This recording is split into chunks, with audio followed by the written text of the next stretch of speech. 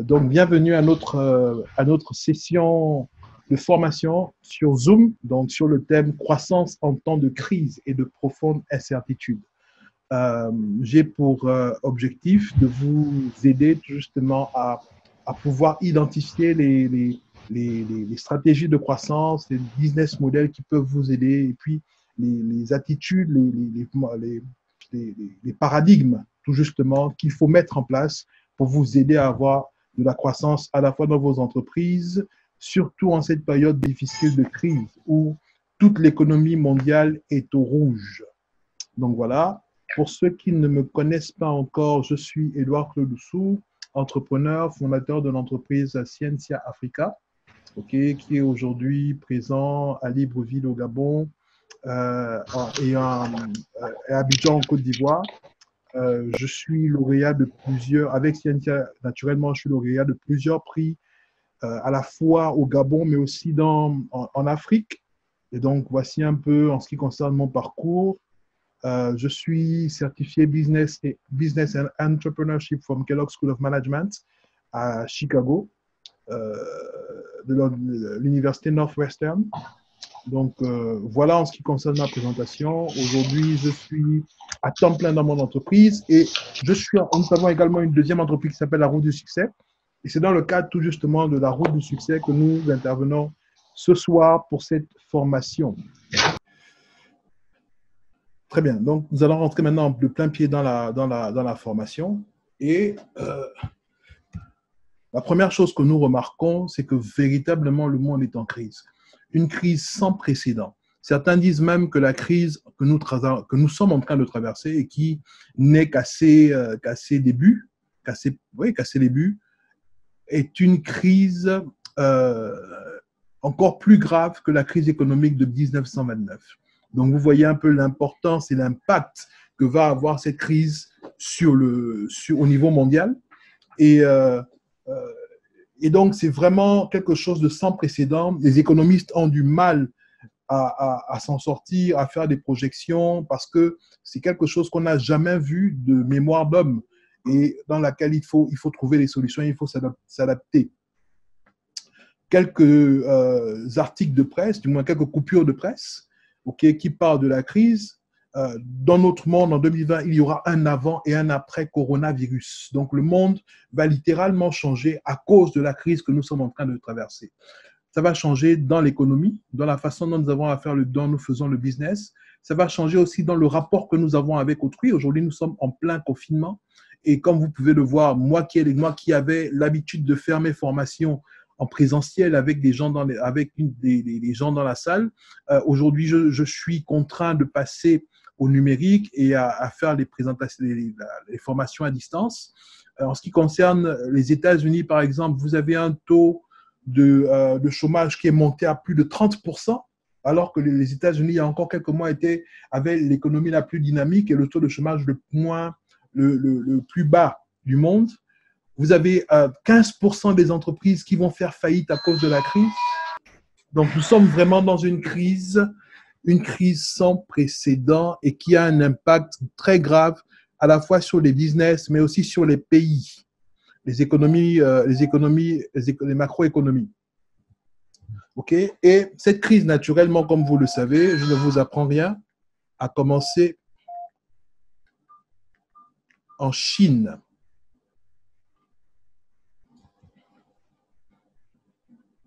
Comment le coronavirus impacte la dynamisme de l'entreprise en Afrique?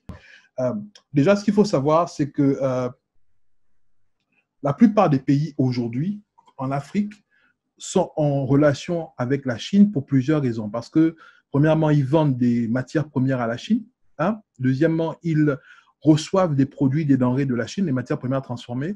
Et la Chine est devenue l'un des principaux interlocuteurs ou bien l'un des principaux clients de la grande majorité des pays africains. Mais aussi, l'une des raisons aussi pour laquelle les États travaillent avec la Chine, c'est parce que la Chine aide beaucoup les États dans les financements. Et aujourd'hui, tout justement, comme la Chine s'est barricadée à cause de le coronavirus, il y a beaucoup de répercussions sur les économies africaines. Vous voyez, par exemple, ici, vous avez le graphe de l'évolution des échanges entre la Chine, les États-Unis et la France. En jaune, vous avez les États-Unis. En orange, vous avez la France. Et en vert, vous avez la Chine. Et donc, c'est le graphe qui fait l'évolution des échanges par rapport à l'Afrique.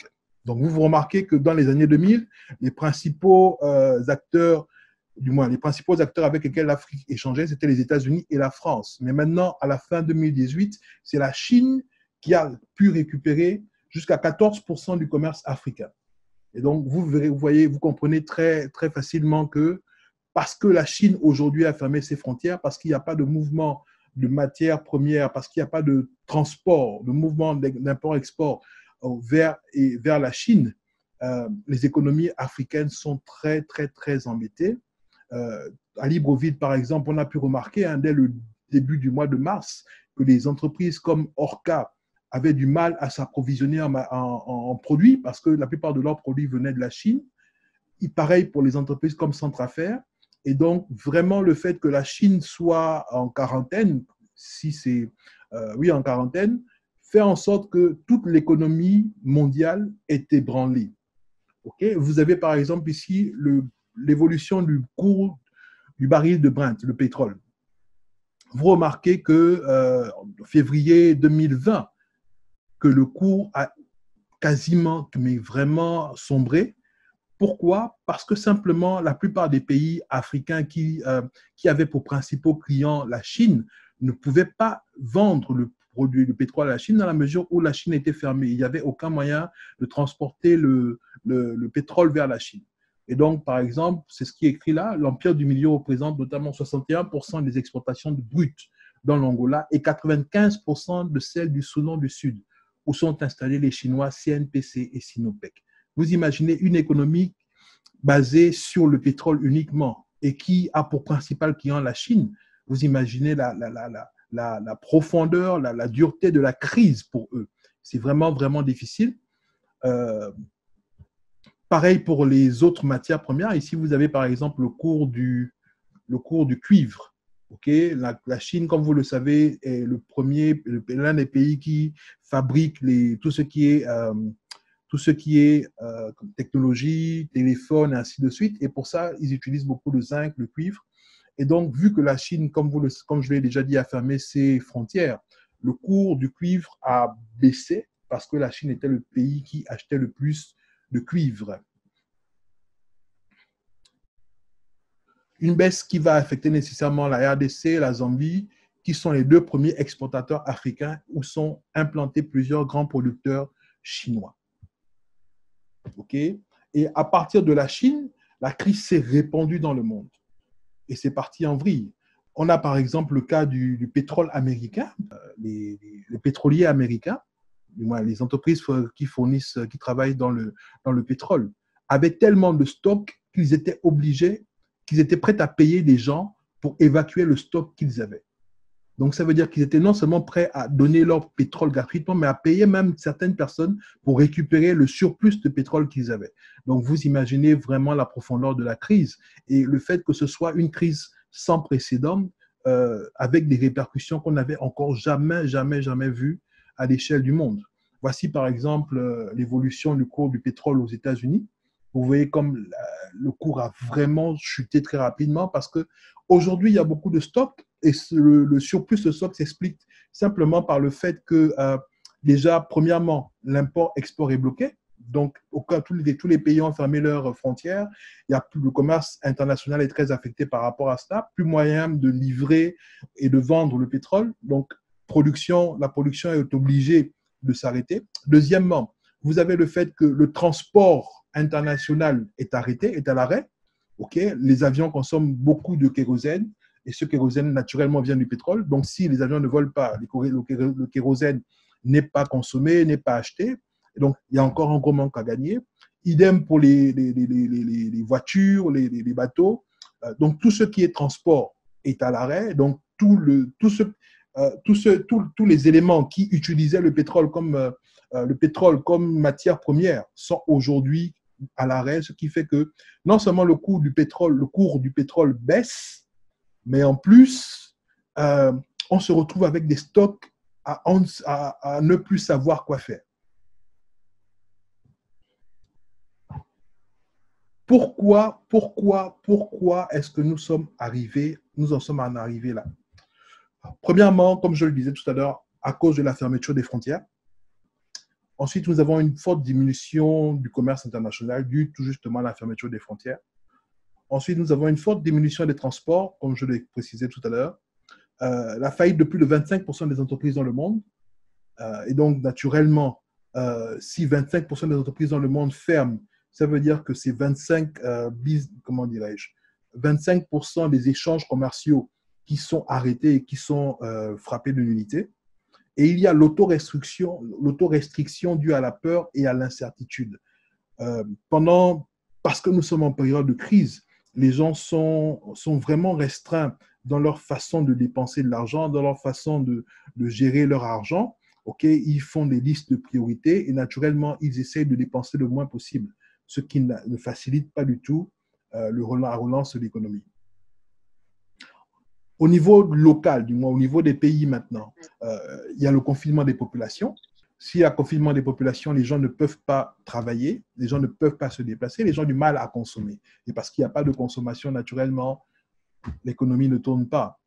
Fermeture des grandes majorités des établissements commerciaux, naturel. Et puis, naturellement, comme je l'ai dit tout à l'heure, autorestriction due à la peur et à l'incertitude au niveau des ménages. Il y a beaucoup de personnes qui sont passées en chômage technique.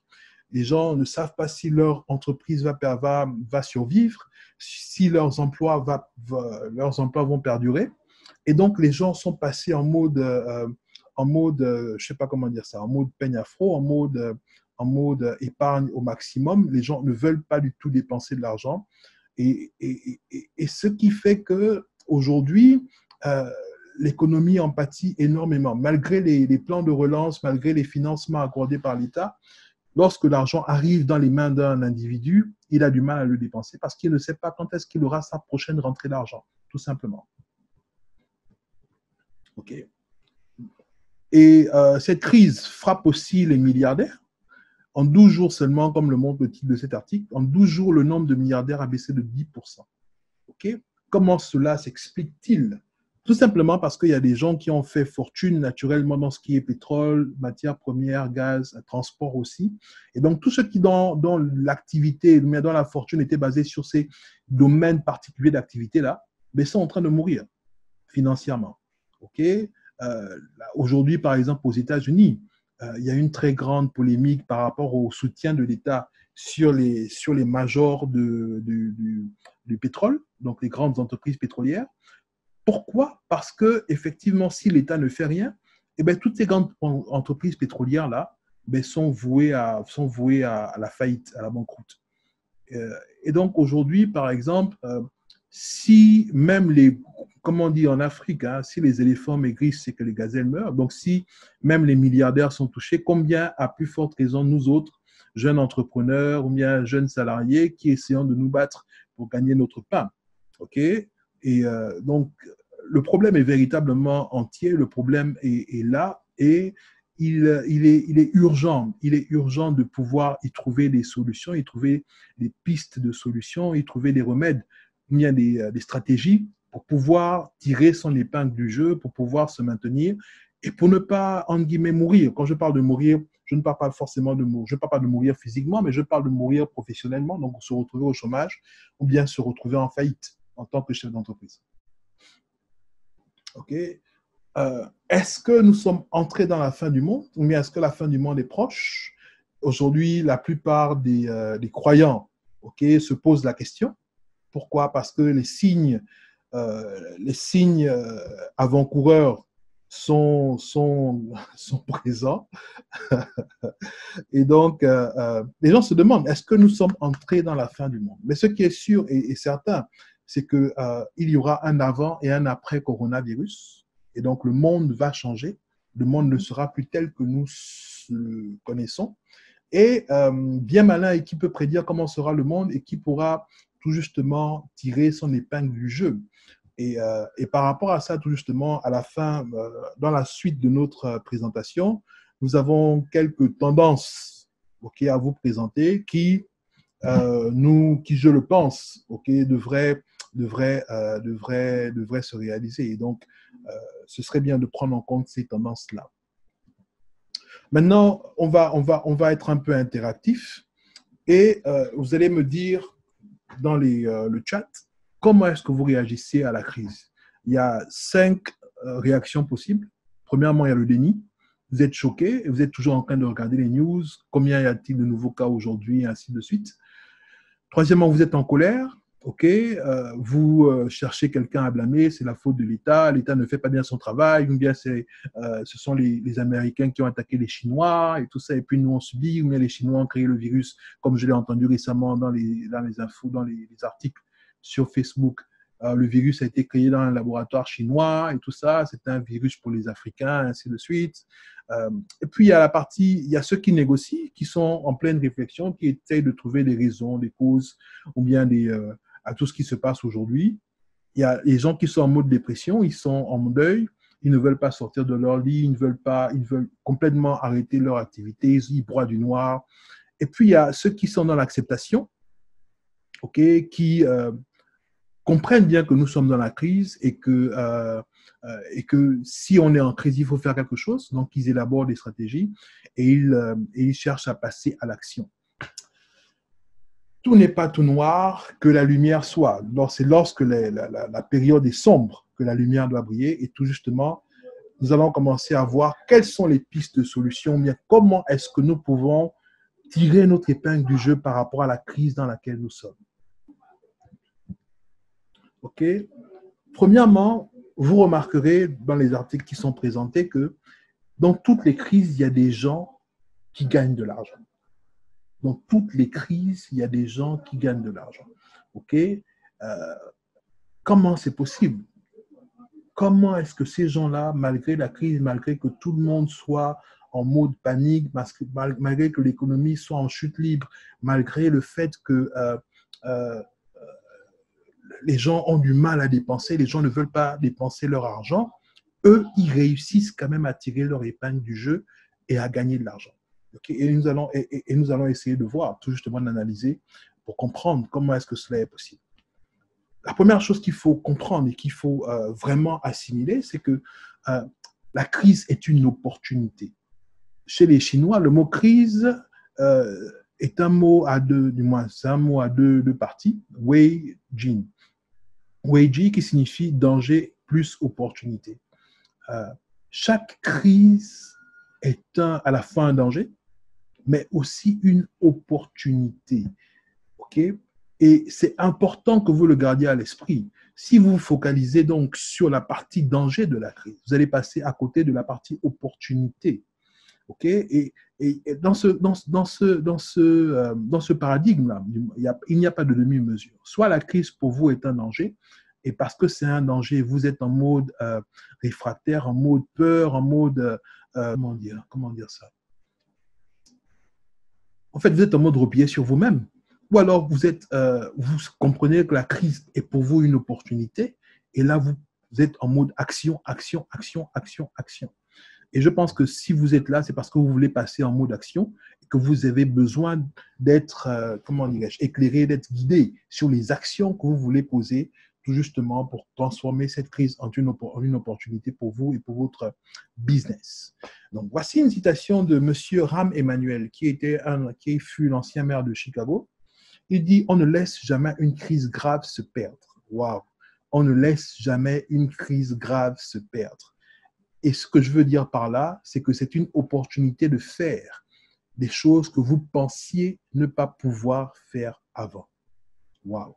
Donc, si je comprends bien ce que ce monsieur essayait de nous dire, c'est que la crise déjà est comment dirais-je, la crise est une chose précieuse.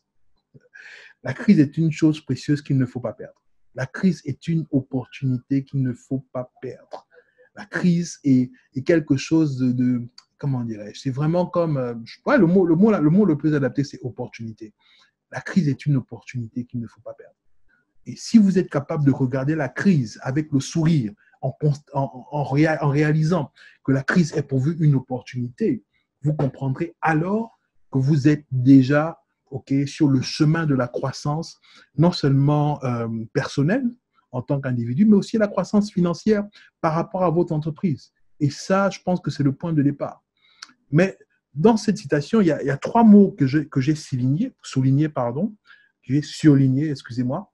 Il y a le mot faire, faire des choses que vous pensiez ne pas pouvoir faire avant.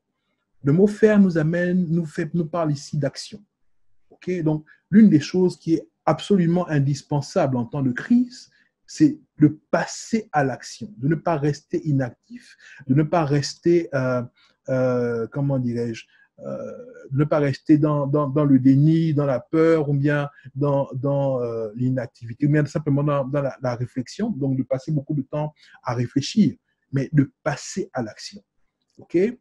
Et ensuite, il y a le mot pensier, que vous pensiez ne pas pouvoir faire. Et pour moi, je trouve que le mot pensier ici est important. Pourquoi? Parce que l'action découle d'abord de la stratégie et la stratégie découle de la façon dont on pense, la façon dont on analyse les choses. Et donc, c'est vraiment important qu'au moment de la crise, vous ayez la bonne façon de penser. C'est critique, c'est primordial. OK? Est-ce qu'aujourd'hui, face à la crise, vous pensez correctement? La troisième chose, c'est le mot pouvoir. Le mot pouvoir me ramène au mot capacité, au mot potentiel, au mot compétence. OK? Et là, tout justement, si je comprends, d'après la compréhension que j'ai de ce qu'a dit Rahm Emanuel, la crise nous amène à développer de nouvelles compétences, de nouvelles capacités. La crise nous amène à nous élargir, à devenir plus forts, à devenir meilleurs. Et en cela, je suis totalement d'accord avec lui. Vous savez, en ce qui me concerne, par exemple, je n'ai jamais autant travaillé que depuis le début de la crise. Sérieusement. Ça fait quasiment 3 semaines que je dors à peu près 3 heures par jour parce que j'ai décidé de faire de cette crise une grande opportunité pour moi. Et ça marche. Et tout à l'heure, je vais rentrer dans les détails tout justement de cela.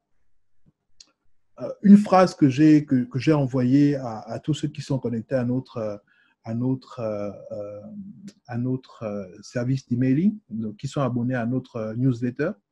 Okay? C'est une phrase de Xavier Emmanueli. Xavier Emmanueli, pour la petite histoire, c'est le fondateur du SAMU de la ville de Paris. C'est lui qui a fondé le SAMU de la ville de Paris.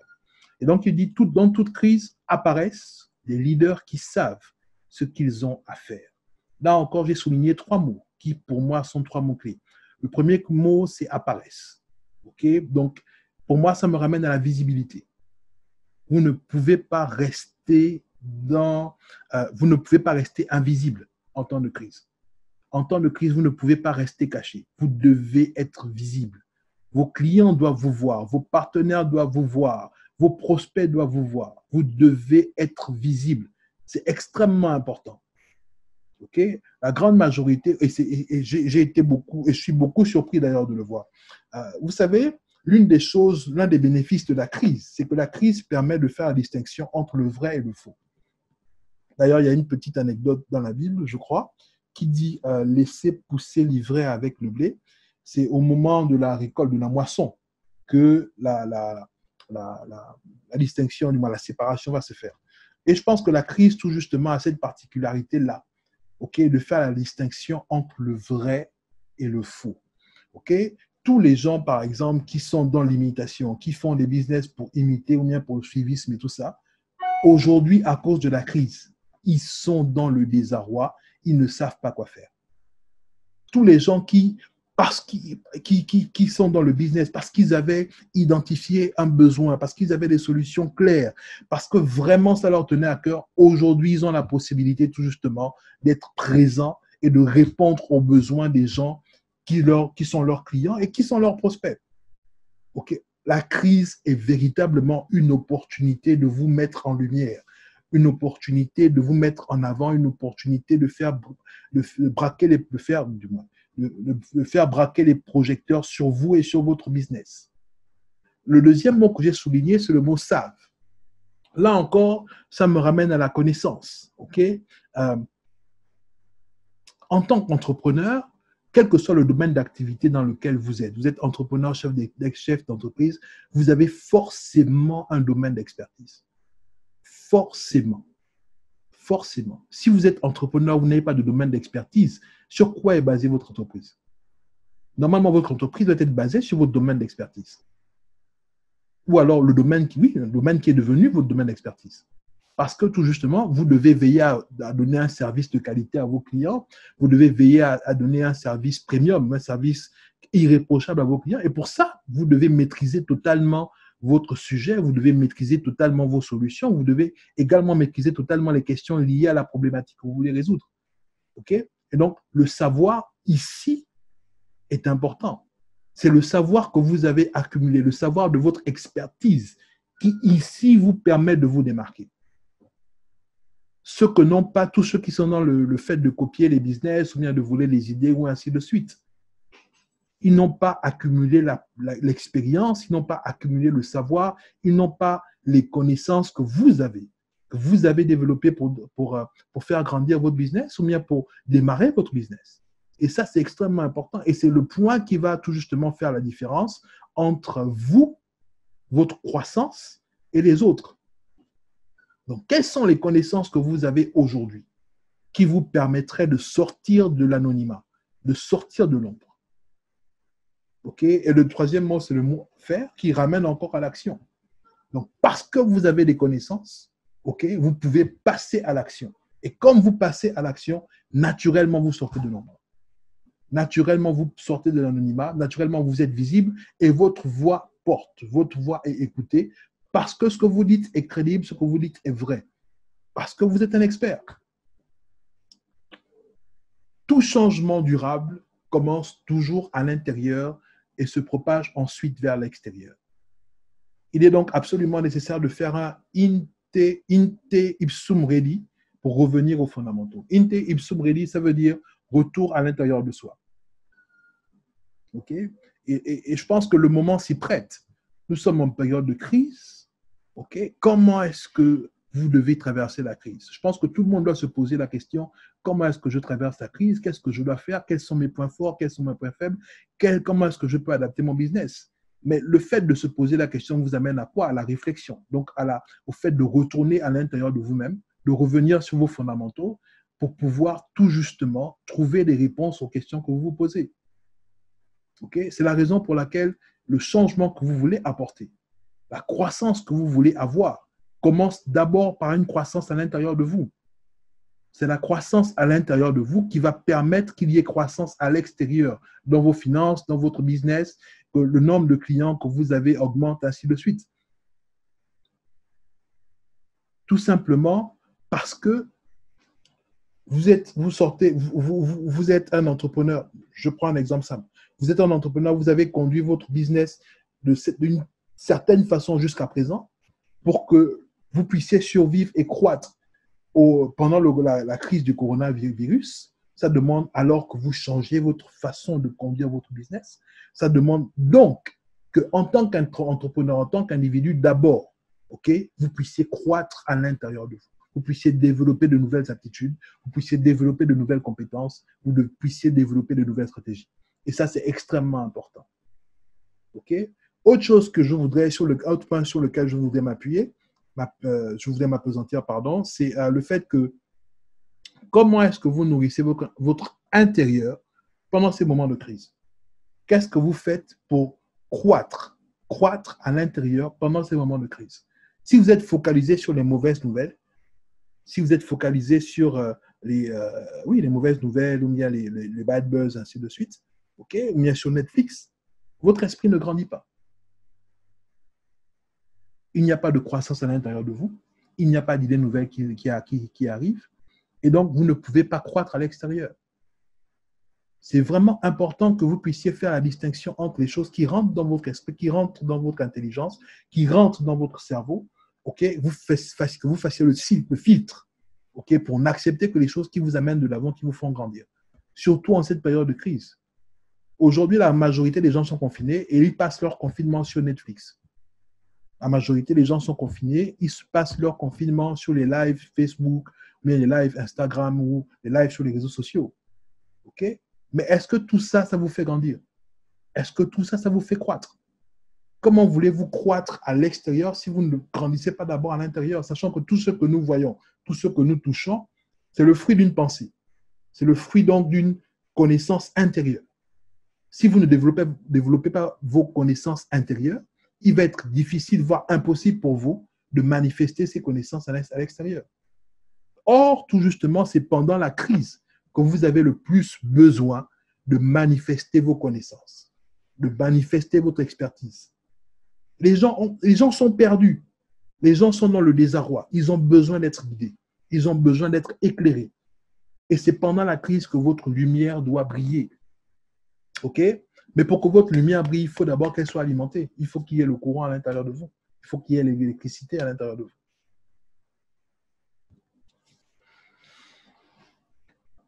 Le fait de revenir aux fondamentaux donc, nous ramène à nous poser des questions essentielles, les questions les plus importantes. Premièrement, quelle est votre raison d'être? Okay? Pourquoi est-ce que vous vous êtes lancé dans le business? Quel était le problème que vous avez identifié? Okay? Quel est le problème que vous voulez résoudre? Quelle solution est-ce que vous voulez apporter? Ensuite, pourquoi vous? Qu'est-ce que vous avez de plus que les autres? Quel avantage concurrentiel vous avez sur les autres? Okay? Je pense que la période que nous traversons nous amène naturellement à ces fondamentaux-là. Aujourd'hui, par exemple, en ce qui me concerne, okay, je pense que vous le savez tous, moi, je travaille dans l'éducation. Donc, on a créé une plateforme qui permet aux différentes parties prenantes du secteur éducatif de pouvoir suivre le suivi, de pouvoir faire le suivi scolaire en temps réel sur leur téléphone et sur n'importe quel appareil connecté à Internet. Et tout justement, pendant la période de crise, je me suis posé la question, comment est-ce que pendant cette crise-là, OK, pourquoi est-ce que j'existe en tant qu'entreprise? Naturellement, notre raison d'être à nous, c'est de pouvoir améliorer le suivi scolaire et donc garantir la réussite scolaire des élèves. Mais comment est-ce que j'interviens donc pendant cette période de crise dans la mesure où il n'y a pas d'école, il n'y a pas d'élèves, il n'y a pas de cours? OK? Et c'est là où tout justement la raison d'être de notre entreprise se manifeste et nous pousse à l'action. Le deuxième point qui est important, c'est votre mission. Okay? La mission, c'est quoi? La mission, c'est, premièrement, identifier le problème que vous voulez résoudre et deuxièmement, identifier aussi les solutions que vous voulez apporter et comment est-ce que vous voulez apporter ces solutions-là. Et donc, les questions qu'il faut vous poser pour bien connaître vos missions, ou bien pour revoir votre mission, c'est quelle solution est-ce que vous voulez apporter? Comment est-ce que vous allez apporter votre solution? Qui sont les principaux bénéficiaires des solutions que vous voulez apporter? Et quelles sont les valeurs? Quelles sont les valeurs qui vous tiennent à cœur? Okay? Quels sont les principes qui vous tiennent à cœur? C'est extrêmement important. Pourquoi? Parce que ce sont ces valeurs et ces principes-là qui vont guider vos actions. Je vais prendre quelqu'un qui fait, par exemple, dans les massages. Massage, soins du visage, soins du corps, ainsi de suite. Okay? Donc, elle fait dans l'esthétique. Voilà. On appelle ça. C'est ça le domaine d'activité, l'esthétique. Donc, naturellement, parce que nous sommes en période de confinement, c'est sûr à 100% que son chiffre d'affaires a baissé parce que les clients ne viennent plus dans son salon de beauté ou bien dans son salon de coiffure. Et donc, par rapport à cela, cette personne est vraiment dans le sale drap. Okay? Comment est-ce que cette personne-là pourrait tirer son épingle du jeu? Mais comment cette personne-là pourrait tout justement croître malgré la période de confinement, malgré le fait que les clients ne viennent plus? Tout simplement en allant vers le client. Quand je parle d'aller vers le client, ce n'est pas se déplacer physiquement pour aller vers le client. Je prends un exemple simple. Si vous êtes esthéticienne, okay, vous êtes vous êtes formé premièrement et vous êtes passionné par le fait de prendre soin du corps des gens, de votre corps, mais aussi de prendre soin des cheveux, ainsi de suite. Qu'est-ce qui vous empêche aujourd'hui, avec la base de clients que vous avez déjà, qui vous font confiance, qui ont l'habitude de venir dans votre salon pour vos soins? Okay? Qu'est-ce qui vous empêche tout justement d'organiser des classes virtuelles où vous aidez vos clients à prendre soin de leur corps avec des gestes simples?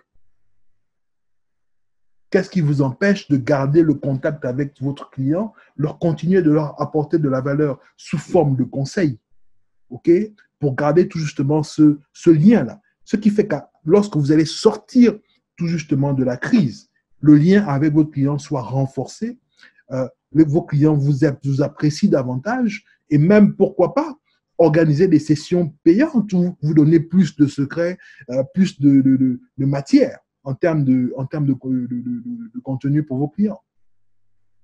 Donc, il y a toujours, OK, des possibilités d'aller plus loin, même pour des métiers où la présence peut sembler indispensable. Vous avez toujours la possibilité, si vous savez vous poser les bonnes questions, si vous savez retourner à l'intérieur de vous-même et surtout, si vous êtes véritablement un expert, un professionnel dans votre domaine, il y a toujours moyen, OK, de créer de la valeur et d'offrir de la valeur à vos clients. Or, si vous offrez de la valeur à vos clients, OK, vos clients seront prêts à le payer. Et on va le voir tout à l'heure. Troisièmement, quelle est votre vision? Pourquoi, où allez-vous? Comment serait idéalement votre entreprise dans les 10 prochaines années? Qu'est-ce qui vous inspire? OK? Qu'est-ce qui vous canalise? Qu'est-ce qui vous permet de prendre les meilleures décisions? Lorsque vous êtes devant un dilemme, qu'est-ce qui vous permet de choisir X par rapport à Y? Normalement, ça doit être votre vision. OK? Et je suis toujours choqué de voir que la grande majorité des entrepreneurs n'ont pas de vision. Ils entreprennent pour le aujourd'hui, le maintenant, le tout de suite.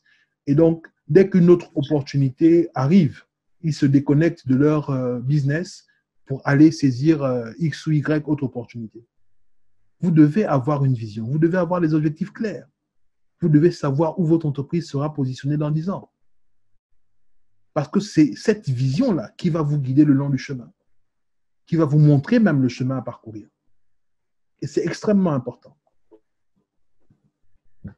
Tout à l'heure, je parlais de la valeur. Voici ce que Dan Peña, okay, qui est un milliardaire, je crois, américain.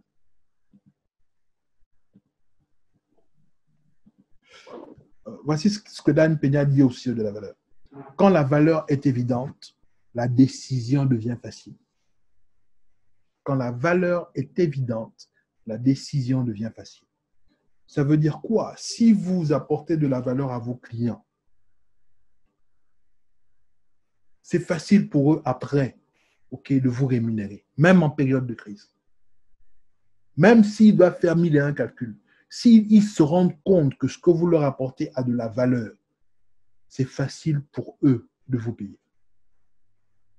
Or, le gros problème que nous avons souvent, c'est que nous sommes souvent dans des secteurs d'activité où bien nous avons une façon de faire le business qui n'est pas centrée autour de la valeur.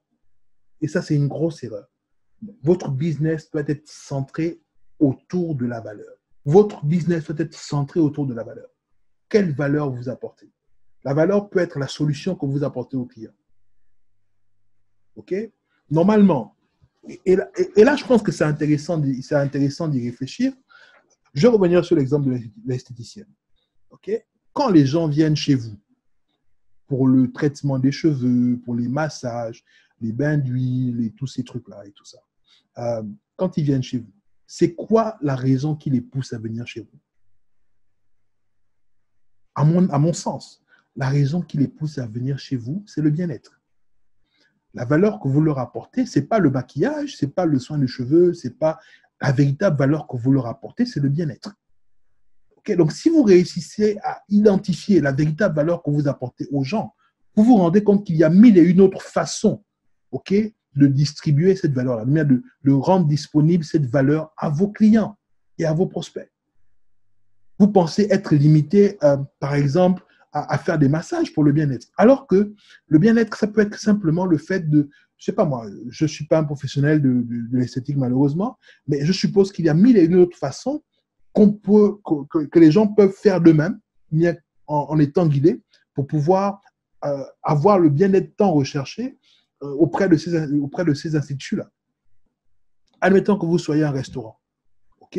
Les gens viennent chez vous pourquoi? Parce qu'ils veulent manger et parce qu'ils veulent bien manger. Comment est-ce qu'aujourd'hui, en tant que restaurant, et que parce que les gens ne peuvent pas venir manger chez vous, comment est-ce que vous pouvez les aider chez eux à bien manger? Parce que c'est ça la véritable valeur que vous leur apportez. C'est ça la véritable chose qu'ils viennent chercher chez vous. Ce qu'ils viennent chercher chez vous, ce n'est pas simplement de mettre vos aliments dans la bouche et tout ça. C'est surtout le fait de bien manger. Donc, même chez eux, comment est-ce que vous, en tant que restaurateur, vous aidez les gens à bien manger? Donc, si vous réussissez à comprendre ça, à comprendre, revenir sur les fondamentaux de vos business, à revenir sur les choses qui sont vraiment essentielles dans votre business, naturellement, vous allez comprendre qu'il y a d'autres façons, d'autres moyens, OK, de délivrer la valeur à vos clients. Et parce que vous continuez de délivrer la valeur à vos clients, mais vos clients seront prêts à vous payer davantage. Je prends toujours dans l'exemple du restaurant. OK? Admettons que vous soyez un restaurant, je ne sais pas moi, très, très chic et tout. Vous avez dans votre restaurant environ, je ne sais pas, 20 tables 10. Donc, au grand maximum, votre restaurant peut prendre 200 personnes. OK? Ça veut dire que en temps réel, s'il n'y avait pas la crise, il n'y avait pas le coronavirus, il n'y avait pas le COVID-19, un bon jour chez vous, c'est que vous ayez 200 clients qui soient assis dans votre restaurant en train de manger. OK? Et donc, qui payent les repas. Sauf que quand les gens viennent manger chez vous, vous payez les repas et tout ça, bon, vous payez la matière première, donc vous payez la nourriture, vous payez les cuisiniers, vous payez les serveurs, vous payez l'électricité, vous payez l'eau, vous payez Internet, parce qu'aujourd'hui, tous les restaurants doivent avoir le Wi-Fi, vous payez les boissons, ainsi de suite. Bref, il y a toute une, vous délivrez de la valeur, certes, mais il y a toute une série de charges, ce qu'on appelle votre chaîne de valeur. OK? Il y a toute une série de charges derrière pour qui vous permettent, OK, de fournir cette valeur-là. Maintenant, étant donné que les clients ne viennent plus chez vous en présentiel, donc ils ne peuvent plus être présents assis dans votre restaurant, comment est-ce que vous délivrez de la valeur? Comment est-ce que vous pouvez les aider à bien manger en restant chez eux? L'une des choses qui est intéressante avec Internet, c'est que Internet n'est pas limité. Donc, si au meilleur de vos, du moins, au top de votre activité, vous avez 200 clients assis sur les tables, OK, grâce à Internet, vous pouvez en avoir 2000. Vous pouvez avoir 3000, 1 million de personnes qui sont assises derrière leur ordinateur en train de vous écouter, en train de vous regarder.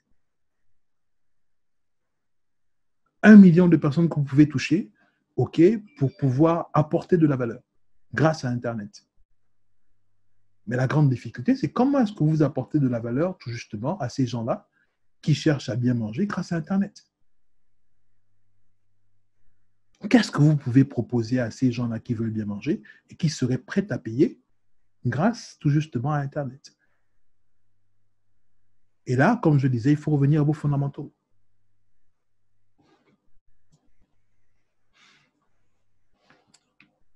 Une pensée qui m'a vraiment fait réfléchir et qui a bousculé mon esprit, c'est Monseigneur Marc Jotan qui l'a dit, les richesses ne disparaissent pas, elles se transfèrent. Ça m'a beaucoup fait réfléchir. Tout à l'heure, on a vu la diapo, on disait déjà qu'en 12 jours, 10% des milliardaires ont perdu leur fortune. Je vais revenir d'ailleurs dessus pour que vous le voyez bien. Voilà, c'est là. En 12 jours, le nombre de milliardaires dans le monde a baissé de 10% avec la crise du coronavirus. OK? Où est passée leur fortune? Où est passée leur fortune? L'argent qu'ils avaient est parti où? Ça n'a pas disparu. C'est parti de leur poche, c'est vrai, c'est parti de leur compte en banque, c'est vrai. Mais cet argent n'a pas disparu. Cet argent se retrouve quelque part. Okay? Il est partagé en diverses personnes, en diverses entreprises, en divers secteurs, ainsi de suite, c'est vrai. Mais cet argent n'a pas disparu. Ça veut dire quoi? Ça veut dire qu'effectivement, la richesse ne disparaît pas. La richesse se transfère. Et donc, pour vous, l'une des questions que vous devez vous poser, c'est comment est-ce que, parmi les 12 milliards, du moins les 10% des milliardaires là, qui ont perdu leur fortune, comment est-ce que moi je fais pour récupérer cette fortune-là? Comment est-ce que je gère mon entreprise pour attirer cette fortune-là vers moi? Ils ont perdu leur fortune parce que leur mode de fonctionnement, ou bien les entreprises dans lesquelles ils étaient, sont en total déphasage avec la situation dans laquelle nous sommes aujourd'hui.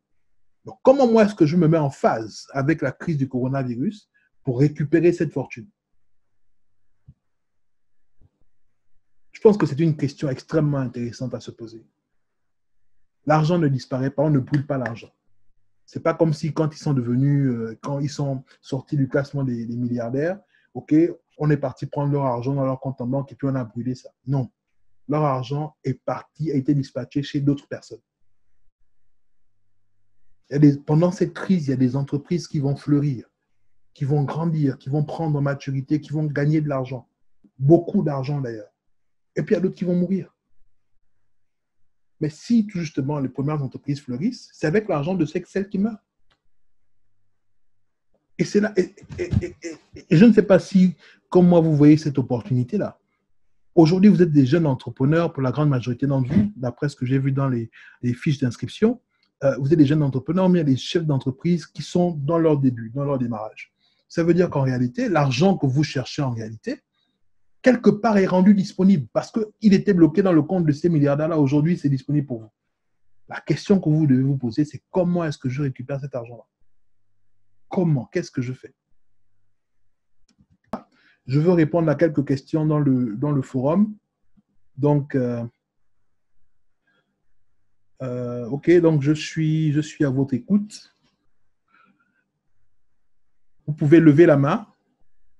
Levez la main et puis je vais vous donner la parole. Oui, je vous écoute, Monsieur Koumba. D'accord. En fait, j'étais plus intéressé par la partie lorsqu'on avait parlé de la mission on va dire, en termes d'entreprise. Vous avez pris Oui, l'exemple des esthéticiennes. oui, Et ça m'a vraiment plu parce que dans le sens où vous avez accès à la discussion, il était question ici, on va dire, de faire, on va dire, de créer tout simplement, on va dire, un support numérique qui permettra, on va dire, fidéliser ou encore, on va dire, rendre encore plus attractif les clients. Et ma question est de savoir maintenant par la suite, est-ce qu'il y a-t-il un risque de faire un transfert de compétences, on va dire, au point de perdre même, on va dire, certains clients ou encore avoir le monopole de ces clients-là si on fait des séances, on va dire, à distance payante en tant que tel? Ça, c'est la première question que j'ai pu avoir. La OK. seconde, si vous me le permettez, c'est on est dans le cadre de, voilà, des valeurs, voilà, c'est ce qui m'a plus plu. Ça veut dire que si la valeur est là, d'après ce qu'on disait, une citation que j'ai vue, la décision Mhm. devient facile. Facile, J'aimerais absolument. savoir par la suite comment être sûr que la valeur apportée est de qualité au point de susciter une décision facile. On va dire, qu'est-ce qui peut me rassurer, qu'est-ce qui peut me faire convaincre que ce que j'apporte comme valeur est vraiment de qualité pour ensuite faire faciliter la décision de la part de ceux-là qui sont censés être, on va dire, des personnes, des clients tout simplement. La vérité, c'est que normalement, lorsque vous lancez votre business, pour revenir sur le cas de l'esthéticienne, pour devenir une esthéticienne professionnelle, okay, je pense qu'il faut 3 ou 4 ans de cours ou bien de formation. Donc, quel que soit Alpha, ce n'est pas parce que vous avez fait un live de 1 heure, même de 2 heures, même d'une journée, ok, que c'est pas un live d'une journée qui va remplacer 4 ans de cours et de formation. Ce n'est pas possible. Sinon, tout le monde deviendrait esthéticienne ou bien tout le monde deviendrait ingénieur en suivant un live. Ce n'est pas possible. Vous devez, en fait, les lives servent Internet vous sert à faire quoi? À répondre aux besoins du client, à accompagner le client pendant cette période de crise, en aidant le client dans les problèmes qu'il rencontre. Un exemple simple, ok, vous êtes coiffeuse. Ok, je prends ces métiers-là parce que c'est ces métiers qui sont les plus touchés par la crise. Parce que concrètement, ils n'ont plus de clients, ils sont fermés et ils n'ont plus de rentrée d'argent. Vous êtes coiffeuse. Vous savez, vous connaissez le cheveu. C'est votre métier. Vous savez quels sont les cheveux cassants, roux et tout ça, les cheveux doux, soyeux. Bref, moi, je ne connais pas, vous connaissez. Vous êtes coiffeuse, ce n'est pas parce que sur une vidéo, vous avez aidé quelqu'un qui a les cheveux gras à se coiffer qu'elle va devenir coiffeuse à votre place. Ce n'est pas parce que vous avez donné des conseils pour entretenir les cheveux de vos clients, ok, qui vont devenir coiffeuses. Ce n'est pas possible. Donc, c'est vrai qu'il y a partage de connaissances, mais il n'y a pas partage de connaissances, il y a partage de connaissances, mais toutes les compétences ou bien toutes les connaissances qui sont en vous ne se résument pas à, à ce que vous partagez à vos clients. Et donc, par rapport à ça, je pense que c'est bien d'accompagner vos clients, c'est bien de les aider, de leur montrer quoi faire, mais n'ayez pas de crainte sur le fait que parce que vous les aidez, ils vont partir. Ça n'a pas de... Sinon, ils ne seraient pas venus vers vous au départ. Je pense que le fait de les aider va renforcer la confiance qu'ils ont en vous et va les fidéliser davantage par rapport à vos services et par rapport à vos produits. La deuxième question, c'était de savoir si... oh, j'ai oublié. Oh my God, j'ai des trous de Comment mémoire. être sûr que la valeur apportée est de qualité au point de susciter une décision facile? Autrement dit, D'accord, de faire en sorte que la décision que le client va prendre soit aussi facile en fonction de la valeur que moi je pourrais peut-être lui apporter. d'accord, très bien. Euh, En fait, normalement, en tant qu'entrepreneur, et ça, les gens du club Route du Succès le savent bien, c'est l'une des choses basiques qu'on apprend. Lorsque vous créez votre produit, lorsque vous créez votre service, vous ne devez pas le créer tout seul dans votre chambre. OK? Même si vous êtes un expert, même si vous avez étudié tout ça, un service, un produit se crée toujours, mais toujours en collaboration avec les clients, les personnes que vous voulez aider, les gens qui souffrent du problème que vous voulez résoudre. OK? Et donc, ça veut dire quoi? Ça veut dire que, quel que soit le produit ou le service que vous concevez, si vous l'avez conçu en partenariat avec vos clients, forcément, ça répond à leurs problèmes. Et donc, c'est un produit qui a de la valeur pour eux. Parce qu'eux-mêmes se reconnaissent dans le produit, dans le service que vous avez conçu. J'espère que j'ai répondu à la question. Il y avait une autre question. Monsieur Lionel Marvin Binige, je vous écoute. Bonsoir à vous. C'est la première fois que je participe. Je ne sais pas si vous m'écoutez là. Oui, donc moi, ma question, c'était plus sur la rentabilité. Okay. Je suis effectivement d'accord avec vous que rester en contact avec la clientèle, proposer des conseils, etc., vont plus ou moins favoriser la fidélisation de la clientèle. Et peut-être avec du bouche à oreille, faire en sorte qu'il y ait un accroissement de cette clientèle-là. Mais maintenant, en temps de confinement, étant donné que le service, par exemple, de la coiffure, vu qu'on est sur cet exemple-là, est plus ou moins axé sur la manipulation, donc le toucher. Comment peut-on, en temps de crise, créer de la valeur ajoutée? Je parle plus dans le sens de la rentabilité financière. Comment on peut créer de la production, comment on peut produire, comment on peut être rentable financièrement en étant dans une telle période où le service que l'on fournit nécessite l'action. Vous voyez? Donc, moi, c'était mon interrogation. D'accord. En fait, la vérité, et je pense que c'est une très bonne question. Ça vous permet d'avancer un peu plus dans l'échange et dans la formation, dans l'atelier. La vérité, c'est que les moments de crise, sont des moments de semence, sont des moments d'investissement. Si vous travaillez dans des moments de crise, ne travaillez pas pour recevoir de l'argent automatiquement, là, maintenant, tout de suite. Durant les moments de crise, ce sont des moments de semence. Je pense qu'il y a une histoire dans la Bible qui parle d'Isaac. Et je crois que c'est...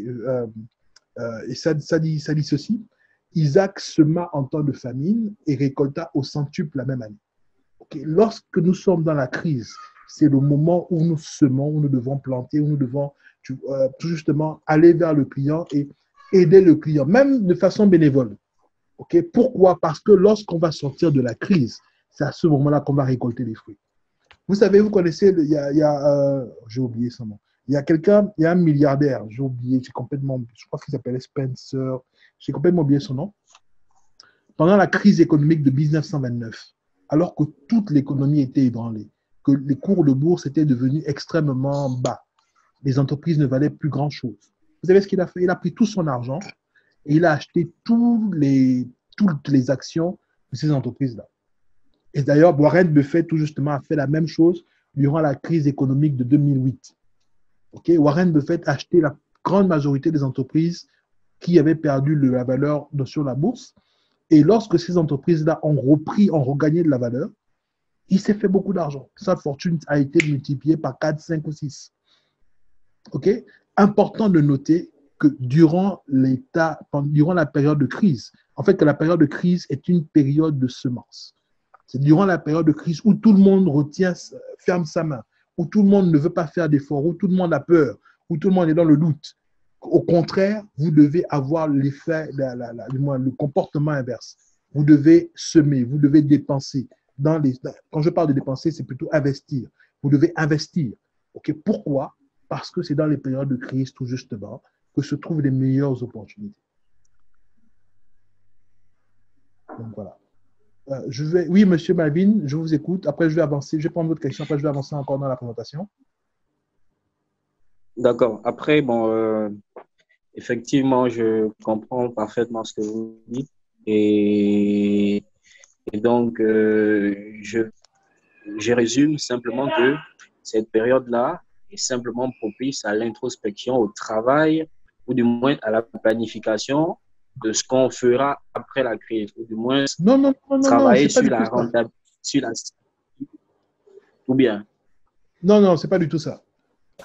Durant la période de crise, c'est vrai qu'il faut... Et tout à l'heure, on va y arriver. Durant la période de crise, il ne faut pas seulement préparer l'après-crise. Il faut traverser la crise. OK? Et le fait tout justement que vous soyez en contact avec vos clients. Moi, je prends un exemple simple. Vous êtes esthéticienne, coiffeuse, pour revenir à notre exemple. OK? Vous faites un live sur, je sais pas moi, sur Instagram ou bien sur Facebook, sur comment faire son chignon avant de dormir. Je dis n'importe quoi. Okay? Et puis, vous remarquez que finalement, après votre live, il y a peut-être une centaine de questions qui sont là et tout pour savoir, mais finalement, moi, j'ai tel problème avec mes cheveux, j'arrive plus à machin, j'arrive plus.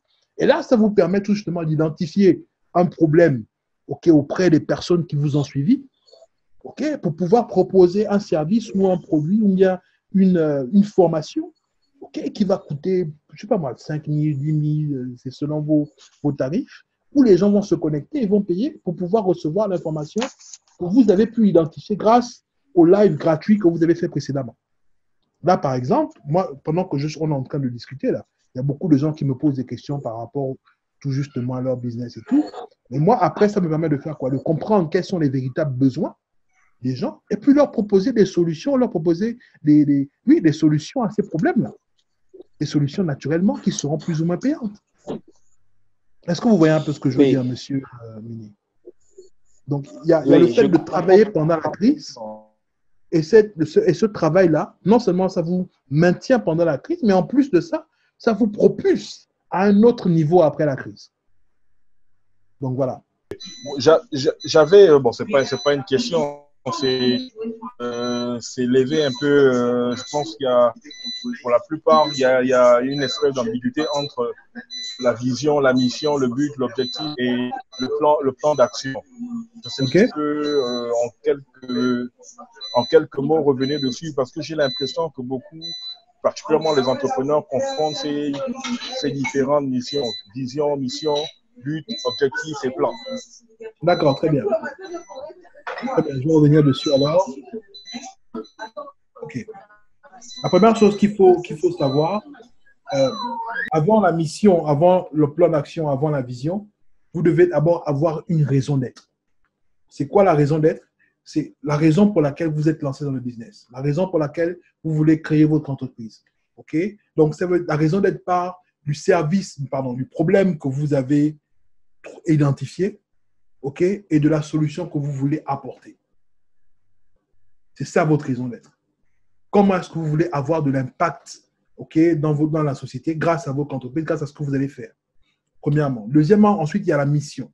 Et ayant identifié le problème, ayant identifié la solution, la mission répond à ces deux choses-là possibles déjà, le problème et la solution. Et ensuite, sur comment est-ce que vous allez tout justement apporter la solution aux personnes que vous avez identifiées comme étant victimes du problème. Donc, la mission comporte les 4 choses fondamentales. Le problème, la solution, comment la solution va être amenée et qui sont les bénéficiaires de la solution. Ça, c'est la mission de votre entreprise. Pour nous, par exemple, chez Scientia, notre mission, c'est quoi? Notre mission, c'est garantir la réussite scolaire de tous les élèves en permettant à chaque acteur d'avoir accès en temps réel à toutes les données concernant le suivi scolaire de chaque élève. Donc, c'est là notre mission. On a identifié le problème. Le problème, c'était l'échec scolaire. Notre solution, c'est quoi? C'est qu'on veut garantir la réussite scolaire.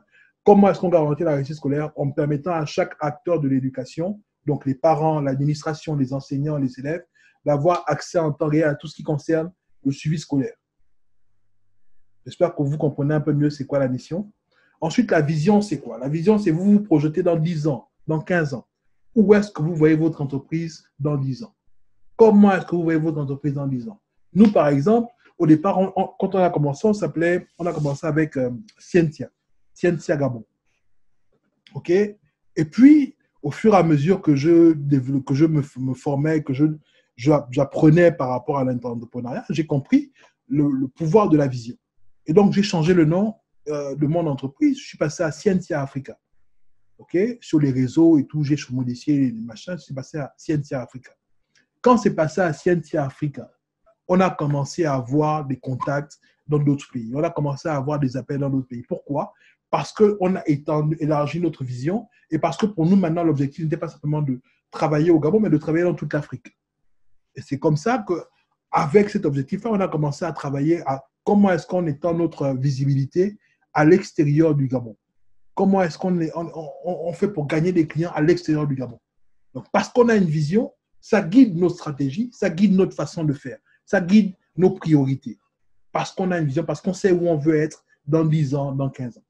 Donc, voici la différence entre la raison d'être, qui est le pourquoi vous voulez créer l'entreprise, le problème que vous voulez identifier et la solution que vous voulez apporter. La mission, qui est donc la raison d'être, donc tout ce que j'ai dit là, plus comment est-ce que vous allez apporter la solution et qui sont les bénéficiaires de la solution, et la vision qui parle du futur, qui parle de comment sera votre entreprise dans 10 ans, et ainsi de suite.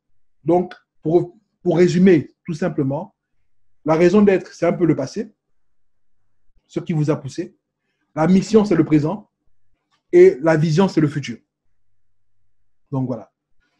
Et donc, pour conclure, je voulais vous présenter succinctement le Club Route du Succès que nous avons mis en place. C'est quoi l'objectif du club? C'est tout simplement proposer des formations pertinentes et de qualité à tous nos membres sur les thématiques comme le leadership, le développement personnel, le management, le pilotage d'entreprise, la création d'entreprise, et ainsi de suite. Et puis, c'est aussi l'opportunité de créer un cadre où les gens peuvent partager, peuvent échanger, partager leur expérience au niveau de l'entrepreneuriat. OK, donc je disais, notre objectif, tout justement, c'est de créer un cadre d'échange où les entrepreneurs pourraient apprendre les uns des autres, qui pourraient partager leur expérience, discuter entre eux. Et je pense que c'est vraiment important et je pense que c'est quelque chose qui nous manque régulièrement. Donc, on a plusieurs plateformes. On a un groupe WhatsApp où on discute souvent. Aujourd'hui, je pense que dans le groupe, on est à peu près entre 20 et 25 personnes et tout, entrepreneurs ou bien porteurs de projets. Et on discute, on échange par rapport à tout justement aux problèmes qu'on rencontre. On a des sessions de formation. Par exemple, pour les membres du Club Route de Succès, la semaine prochaine, nous avons la partie pratique de cette formation-là qui va se faire. On aura une formation pratique exclusivement réservée aux membres du Club Route du Succès, où toute la partie théorique qu'on a fait aujourd'hui, on va essayer de décortiquer pour chacune des personnes qui sera là et voir comment elle peut implémenter ça dans son business à elle pratiquement. Donc, ce sera la semaine prochaine pour tous les membres du Club Route de Succès. Donc, ce que nous apportons, c'est quoi? C'est concrètement des formations mensuelles, pratiques, les formations théoriques d'abord avec les formations pratiques aussi. Les sessions pratiques, donc pour chaque formation mensuelle, waouh, il faut que je voie ça. Études de cas, travail sur vos projets, ainsi de suite. L'accès gratuit au support de toutes nos formations. Là, par exemple, j'ai vu qu'il y a des gens qui ont demandé à ce qu'on envoie les supports, le support de cette formation-là. Ce sera seulement disponible pour les gens du club. Et 25% de réduction sur les formations spéciales, donc les masterclass payantes que nous organiserons dans l'avenir. Donc voilà. Comment accéder au Club Route du Succès? C'est facile. L'abonnement est mensuel à raison de 10 000 francs CFA payable avant le 5 de chaque mois. Donc, vous voyez, c'est vraiment donné. Ça fait 15 €. Ensuite, si vous ne voulez pas avoir un abonnement mensuel, ben vous allez payer à la carte. C'est-à-dire que, par exemple, pour chaque formation donnée, qui est censée être une formation réservée exclusivement au club, ben vous allez payer 20 000 francs CFA, 30 € par formation. Et naturellement, vous n'aurez pas tous les avantages du club, naturellement, le support et ainsi de suite.